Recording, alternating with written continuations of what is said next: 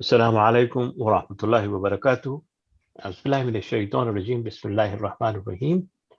ألف لام ميم ذلك الكتاب لا ريب فيه هدى للمتقين الذين يؤمنون بالغيب ويقيمون الصلاة ومما رزقناهم ينفقون. This opening verse of Surah Baqarah is the foundation of the series that we are having. That we are going back to the original message of the Quran and trying to understand the guidance from the perspective of experts, scholars, laypersons, intellectuals, and students of the divine guidance. We are in the last 3 days of the month of fasting. And what better way to conclude this series than to go back to someone who has been trained in Islamic sciences, who has the authority given to him by an Islamic institutions to issue an authentic opinion on matters pertaining to Islam and pertaining to the affairs of the world. Today we have with us Mufti Barkatullah, who originally comes from India and who is a trained Mufti, who went to Darul Uloom Deoband, one of the Islamic seminaries, who is now settled in England and who is a Sharia compliant scholar. He also did his studies in economics, and he has been a source of a lot of opinions pertaining to economics and finances and Islamic banking in the West as well as in the Muslim world as well. He has been the consultant of a number of religious and financial institutions all over the world. And he is also the first of the programmers who put the Sahih Sitta, the 6 authentic books of Ahadith, into a database. And that was in 1980s, at a time when the computers were very new and not very popular as they are today. So Mufti Barkatullah is in London, and because of the time differences, we had to record it. So we recorded that, and after his presentation, Brother Muhammad Abdul and myself would have a discussion on the verses that he reflected on, because it is difficult to bring him in on at this particular time when he is almost completing his suhoor, or he has finished his prayers and he's went back to sleep. So please welcome Mufti Barkatullah, and he would be giving his reflections in the next 3 days. الرحيم الحمد لله رب العالمين والصلاة والسلام على سيد الأنبياء والمرسلين أما بعد. This is Mufti Barakatullah with short commentary about few Quranic ayat, Quranic injunctions in context with the current Ramadan contemplations. So first ayah I'm going to shed some light is قُلْ يَا عِبَادِيَ الَّذِينَ أَسْرَفُوا عَلَىٰ أَنفُسِهِمْ لَا تَقْنَطُوا مِنْ رَحْمَةِ اللَّهِ. O my servants, those who have transgressed, wronged their own self, don't despair from the mercy of Allah. Allah subhanahu wa ta'ala forgives all the sins. He is capable of forgiving all the sin. إِنَّهُ هُوَ الْغَفُورُ الرَّحِيمُ. Indeed, Allah is oft forgiving and very, very merciful. So the concept of israf is that either we do wrong things due to temptations, due to addictions, due to compulsions, or be imbalanced in our life and transgress limits of all the decency to the extent of committing sin and violation of the commandment of Allah, and going against the Sunnah of Rasulullah sallallahu alaihi wasallam. So whatever our past and whatever our transgressions, we should, our understanding and our conviction about Allah subhanahu wa ta'ala should be that Allah subhanahu wa ta'ala is above and greater than anything and any phenomena on this earth. Even uh, any amount of sin and violations of the commandment, Allah is not beyond the capacity and beyond the mercy of Allah subhanahu wa ta'ala. So this ayat is reassuring to all of us who have been away from Allah, who have been indulged into their fulfilling their own our own desires, or violating other people's rights, and wrongdoing our to ourselves. So it implies that whatever violation and rebellion we do against the commandment of Allah subhanahu wa ta'ala, this is eventually going to harm us and hurt us on the day of judgment, sometime here in this world also. So all our actions are repaid to us on the day of judgment, and on the day of the jaza and saza. So, but our belief and our understanding of Allah subhanahu wa ta'ala and capacity and compassion of Allah subhanahu wa ta'ala is such that we should never give up and never despair, because this being despair of the mercy of Allah is like having a bad dream about Allah subhanahu wa ta'ala, or having inappropriate thought about Allah subhanahu wa ta'ala, and in like we are not really uh, we are not really understanding the vast and highest ranks and highest mercy which Allah subhanahu wa ta'ala, with sheer mercy from which Allah subhanahu wa ta'ala has created this universe and each and every individual, and given the gift of life and gift of time, and provided us, given us the freedom to do whatever we do. So if we do mischievous things, then we are of course doing wrong to ourselves. But no matter whatever we did, whatever we have done, if we repent and if we ask forgiveness, as this month of Ramadan is the theme is the forgiveness, that Allahumma innaka afoon tuhibbul afwa fa'fu anni. Oh Allah, you are oft forgiving and you like to forgive, so forgive all my transgressions and desperations, and save me from the ultimate destruction. So having hope in the mercy of Allah subhanahu wa ta'ala and not having despair is one of the qualities of a believer, because disbelievers only are in despair from Allah subhanahu wa ta'ala's mercy. So in other words, we appreciate and we understand the vast capacity and capability of Allah subhanahu wa ta'ala to forget and forgive. As it is illustrated in the hadith of Rasulullah sallallahu alaihi wasallam, that, O son of Adam, if you bring sins which are full of like earth size or sea size or sea froth size, then Allah is capable of coming with mercy and compassion beyond your imagination. So do not belittle the capacity of Allah subhanahu wa ta'ala and generosity of Allah subhanahu wa ta'ala in this month.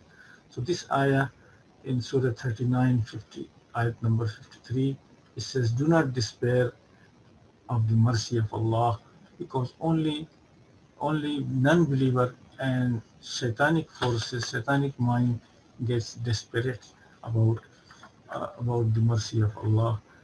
And one of the tricks of shaitan is to say that, oh, my sins are beyond the forgiveness, so let me do whatever I I can I'm able to do it and forget about the consequences, because forgetting about the consequences is not a responsible situation.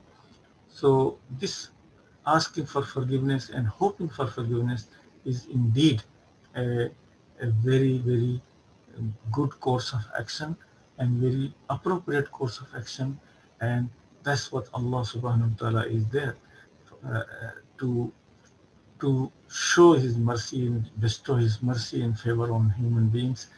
And whenever they repent, Allah subhanahu wa ta'ala is happy to accept our repentance.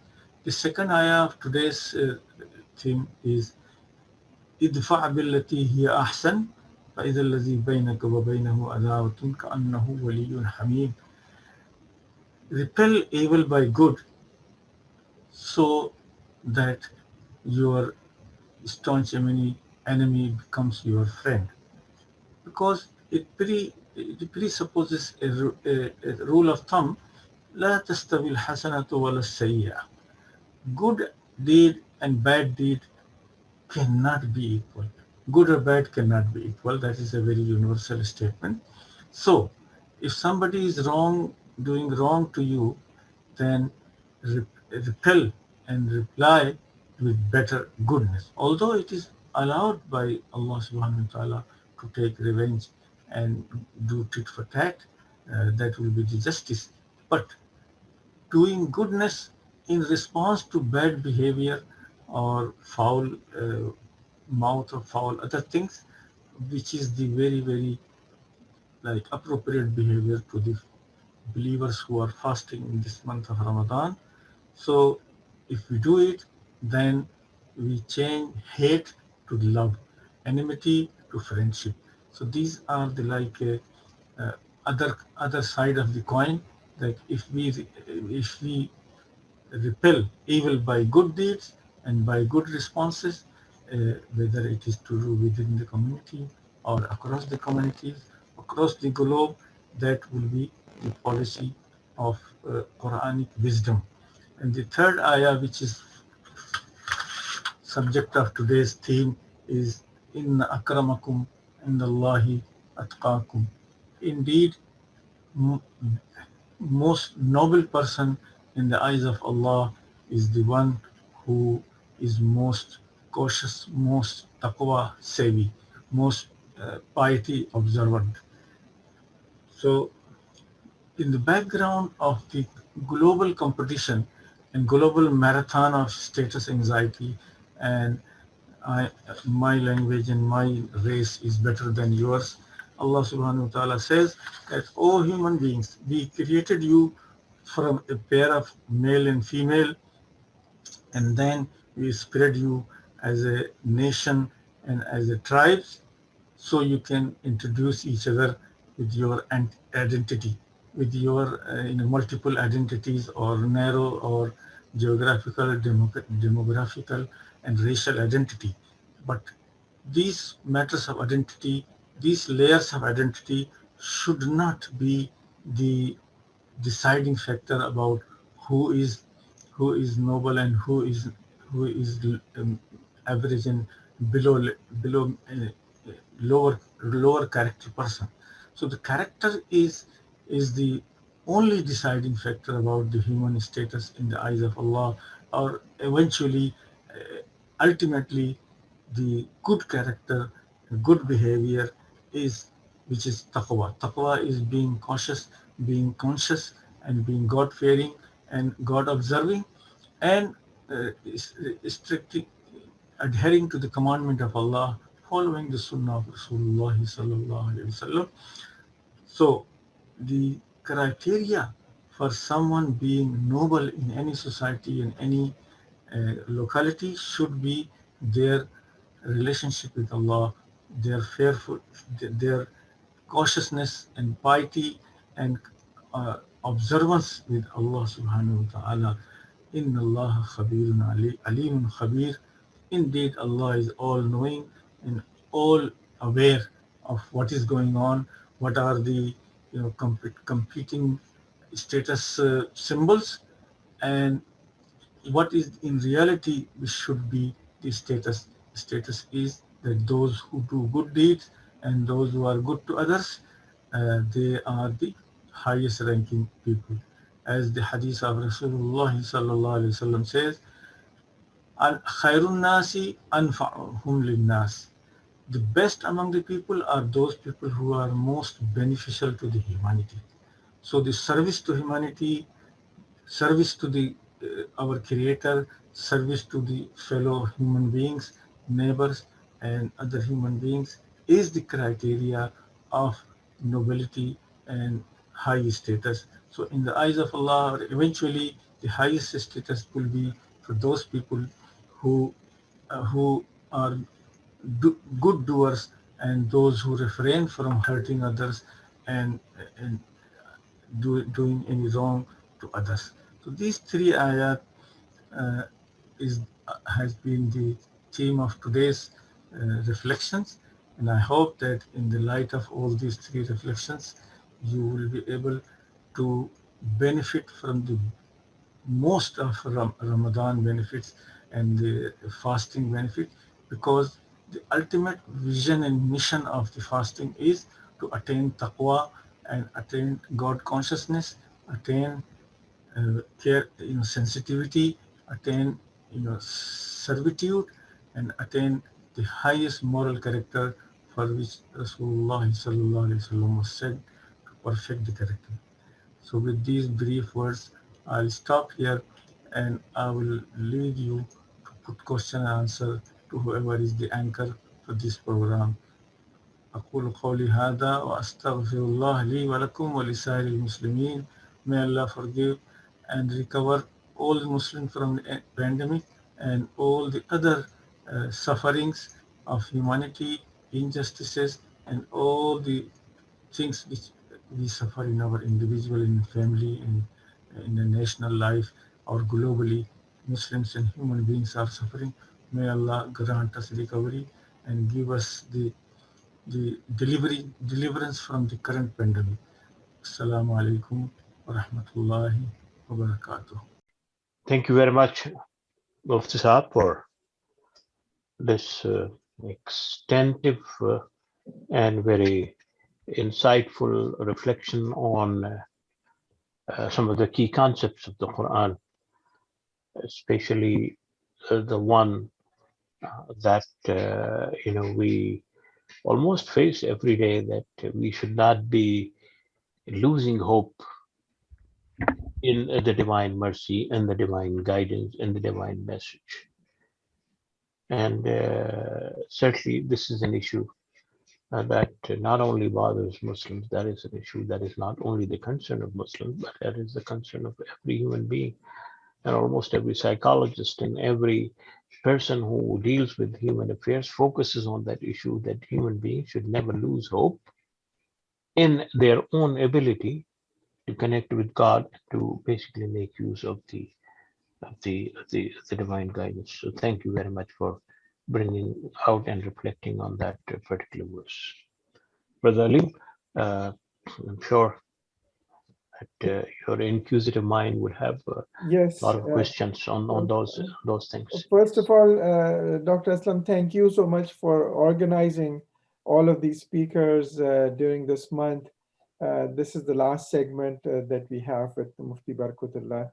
And I think we have gained a different and an in-depth perspective on these different verses of the Quran that all of these different presenters have covered. Coming to this first part of Mufti Barkatullah's presentation that he covered, he talked about ayah 3953, do not despair the mercy of Allah subhanahu wa ta'ala. At a local church here in our neighborhood, I saw a sign which said that every saint has a past and every sinner has a future. So you were saying, and which kind of corresponds to what you were saying, that all faith traditions are grappling with this. My question would be, when we are talking about the mercy of Allah subhanahu wa ta'ala, would you put that as the mercy is dependent on sincerity of a person? Let's first understand the meaning of the mercy itself, Rahm. What is very interesting is that Rahm is also the word that is used for the womb of mother. And what basically it implies that it is in the womb of the mother that a sperm, becomes an infant, overcoming all the deficiencies, overcoming all the weaknesses, basically developing a structure, developing a what you call a form, and then of course having those kind of qualities that distinguish human beings from the rest of the creation, the breathing, the consciousness, the eyesightfulness, and all those things. All these things are developed in the womb itself. So Raham basically means, in its extended and its even literal meaning, the ability to enable other person overcome their weaknesses and their shortcomings on and give them the environment for full development as it happens in the womb of the mother. So when Allah subhanahu wa ta'ala is saying, La taqtu min rahmatillah, saying that Allah subhanahu wa ta'ala has given you enough guidance to ensure that you would overcome your own weaknesses that you consider your weaknesses and your own deficiencies. Try to understand your real self, and when you understand who you are in the true sense, you would gain the power, and you would be in a position to take control of your destiny, to change your conditions and come out of those environmental issues or those issues that basically create depression and that basically takes you away from the hopefulness of Allah subhanahu wa ta'ala's mercy. So it is in this particular context that we have to say that have faith in yourself, because you have faith in God. You are created by God Almighty, and then He has given you enough rational and enough introspection to understand where you are and how you can overcome based on the divine guidance. Now, if you do not follow that divine guidance, that's a different thing. But there is a cure that is available for you to get out of that kind of hopelessness. And it is in that particular context, when we look at the history, we find throughout the recorded history, what is very evident is that whenever people have that component of faith in their actions and in their belief system, they have overcome all the kind of trials and all the kind of situations. In our recent history, we find that there were communities that were on the verge of extinction, yet they did not lose hope in themselves, and they stood up. There were individuals who were going down, in every aspect of their life, yet they had belief in the divine guidance and their ability to connect with that divine guidance and live according to the rules and the guidance of God, and hence they overcame their kind of differences. And this is the message that is coming in almost every field, whether it is finances, whether it is economics, whether it is belief system, whether it is political system, whether it is social environment, whether it is the environment itself. Allah subhanahu wa ta'ala is saying that do not, give up. Allah is saying that you are the one who have been given the responsibility to steer this world according to the interests that Allah has embedded in each human being. So you work, don't give up, and then you will overcome those kind of difficulties. Look at the pandemics. I mean, 1 year ago, we had no hope that we would come up with this kind of uh, what we call the vaccine. And there were people who were saying it might take 10, 15, 20 years because of the process and all those things. But look at how human beings responded to that. That they put all their energies, their finances, their brain, their knowledge of sciences so far behind this particular project, and then came up with something that is giving hope to human beings that they would overcome this kind of pandemics. And this is what Allah subhanahu wa ta'ala wants us to understand. And this, vaccines, from different companies is a clear example where, the people from different faiths and different communities and different ethnicities cooperate with each other, work together and develop that, because Allah subhanahu wa ta'ala says, La taqnatu min rahmatillah. He would enable you to overcome your weaknesses and your deficiencies. So I was reflecting more on this aspect of mercy in terms of how we look at this, that Allah is forgiving, is the most forgiving. I was talking to a friend of mine, and we were discussing this aspect of mercy, and I narrated the story about the woman of a bad character who found the dog near a well, and then she went and took water out of the well to quench the thirst of this dog. And it says that, her sins were forgiven because she showed this mercy to the dog. And my friend, of course, in jest said that, well, I'm going to start going out and finding all of the dogs in the neighborhood, and I'm going to give them water.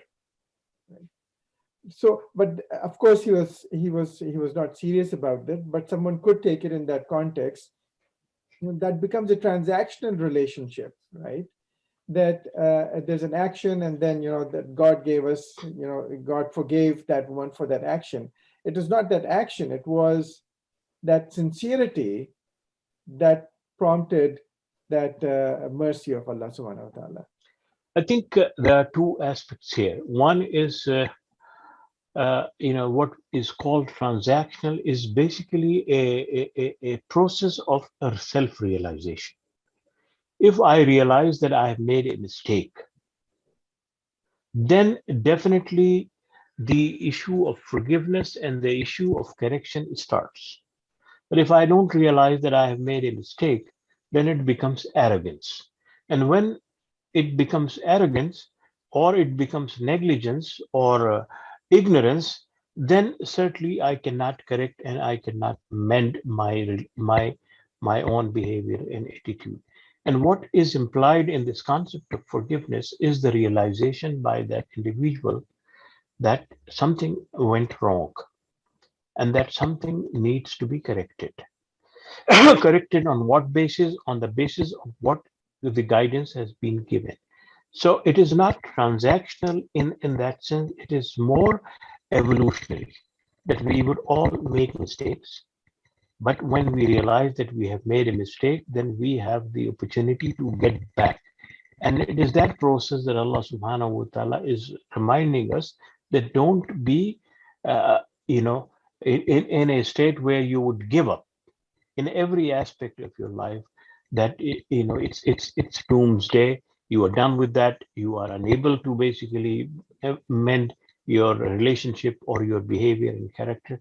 So we need to look at it that way, because Allah is not a businessman that he is trying to get something from us in order to give us something. Allah is the one who created us. He's capable of forgiving us even without us asking forgiveness from him. What basically he's saying that in this world you have been given a limited period of time and limited opportunities to live decently, live according to the guidance. And if you made mistakes, come back to the guidance. When he says come back to me, what he's saying, come back to the guidance that I have given to you, so that you could correct yourself. Correct yourself for what? So that you can live a decent life in this world. Why this decent life is important? Because you, from this particular life, jump into a new phase of existence where you will have an unlimited scope of evolution and growing. So this is where we basically look at the concept of not losing hope in our ability to change, and Allah's mercy to give us back uh, our original self, that is the innocent self that Allah has created us with. Right. So the other ayah that Mufti Barkatullah covered was repel evil with good. Ayah Yes. 41, Surah 41, 34. And of course, the Prophet sallallahu alaihi wasallam is is an absolute example of this. That every evil action that he encountered, he responded with goodness, basically. Um, This is in fact the key concept of yeah, Islam. I mean, this is the key concept which basically is the solution of many of the, or I would say almost most of the problems that we have. The ability to forgive and ability to repel things with good things is what makes Islam a unique, faith in the sense that if we respond evil with evil, there would be nothing in the world but evil. How can we clean urine with the urine, dust with dust? You have to use water in order to, you know, remove the bad odor or bad smell. You cannot, put the smelly water and the dirty water to clean the the dirt. So this is a basic concept, logical concept, that if you want basically to repel evil, don't respond to that in that fashion. And that basically, brings out another issue, and that is how should we retaliate to those people who attack us? How should we retaliate against those people who try to kill us, who try to basically make fun of us?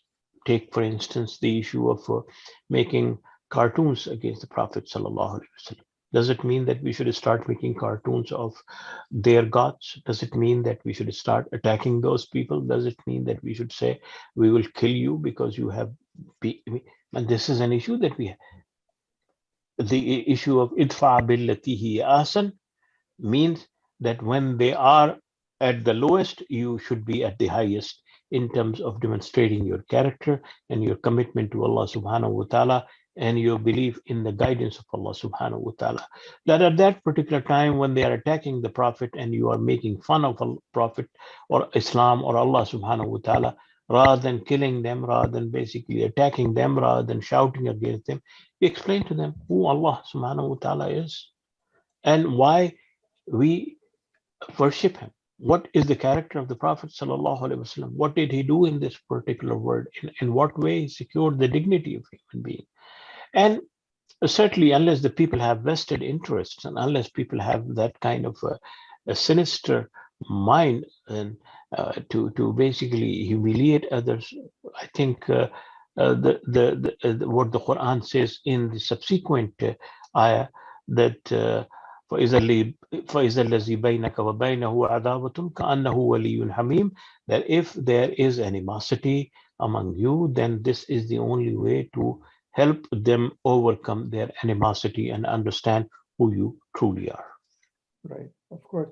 So and of course the conquest or Fateh Makkah Is an example, is of course. an example of that.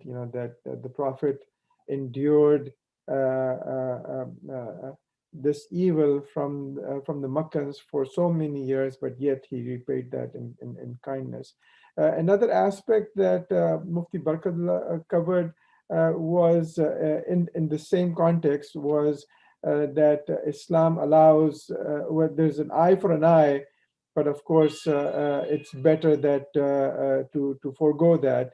And he was referring to I think Surah 5:45, Ayah 45, where it says that yes, eye for an eye is allowed, but whoever forgoes retribution, that is better for them. And there's a similar concept in the Bible also, where eye Old for an eye Testament. specifically is mentioned, but there it's mentioned that if someone is is aggressive towards you, instead of retaliating, you offer the other cheek, basically. Then, so how do you compare these? There are two concepts there. One is in the Old Testament, what is eye for an eye, which is basically an old Mosaic law, and also what the Jesus was saying. And I think one has to look things in the context. Sometimes it becomes important that when you are attacked and you are defending yourself, and then if you do not defend yourself and you do not protect yourself, you might be killed. And it depends. For instance, in the case of the Prophet ﷺ, the issue was much more important in defending yourself than in any other kind of context or with anyone else. He is the one who is giving the divine guidance, divine message of Allah to human beings at that particular time. And if he does not defend himself and if he allows this kind of pacifism, then certainly the entire the movement would have to begin from afresh. And Allah subhanahu wa ta'ala would have to find a new person to communicate that particular kind of message. And it is this particular context Allah saying that defend yourself, find yourself. And when Musa and Isa alayhi salatu wasalam is saying that yes, eye for an eye and tooth for a tooth is the Mosaic law, is the law of the people of Israel, and then that law is applicable. But when in the society of Jerusalem, when you are living where it's a different context, then probably the best thing would be to forgive the other person and metaphorically offer the other cheek to the person who is hitting you.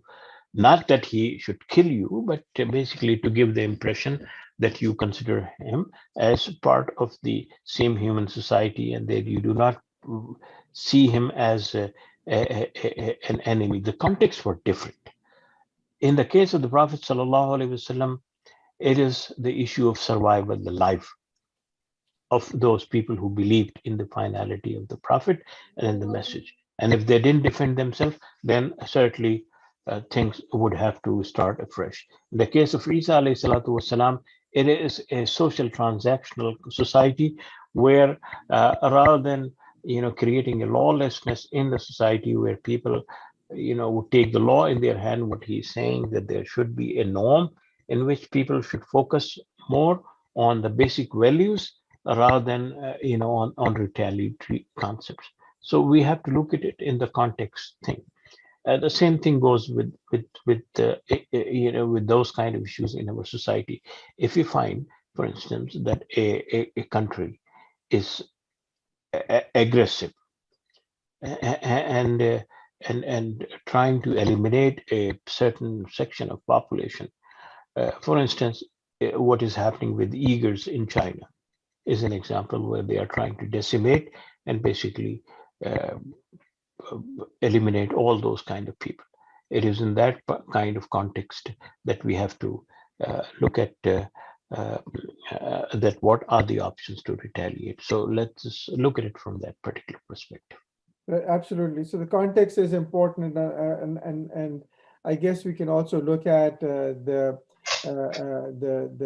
context of American civil liberties here, and between Malcolm X and Reverend Martin Luther King, the different approaches that they had. So how we respond, has to be within that context. In terms of forgiveness and two things. The other thing that would also determine is that whether you are in a position to retaliate. For instance, if I don't have the resources to stand up to the tanks and to the the ammunition of those people, and then I have to start retaliating or fighting against those kind of people in my weakest conditions, then I would be eliminated. So one has to look at it from that perspective also. One has to look at it from the perspective whether in other words, if you are not prepared to respond, don't respond. For instance, if we are not well equipped with knowledge to answer the questions about Islam and all those kind of things, what is the point in getting into debates with other people on Islam? We would definitely lose. Okay. Thank you. Well, Thank you very much. well, so that's all I had on my end. Thank you. Inshallah, Thank you very much. And we will Allah, continue with that the was the second first. session. That was the first segment, and with Mufti Barkatullah, and inshallah we would be back tomorrow again with the same kind of format where the pre-recorded perspective of Mufti Barkatullah would be presented first, and then the brother Muhammad Abdul Alim would have some discussions with me. Certainly, we are not the substitute of Mufti Barkatullah. We wish to have him here with us, but due to the time difference and due to the location difference, we are going to the next available option, and that is the discussion among ourselves on these kind of issues. We hope that Mufti Barakatullah will be back with us, inshallah, during the rest, the next year or so. Until then, inshallah, thank you very much.